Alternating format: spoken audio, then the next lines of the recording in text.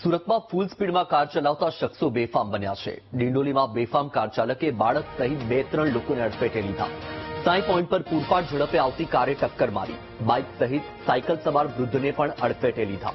માથાના ભાગે ઇજાગ્રસ્ત થતા બાળકને હોસ્પિટલમાં દાખલ કરવામાં આવ્યો છે। વિડીયોના આધારે પોલીસે કાર ચાલકની શોધખોળ શરૂ કરી છે।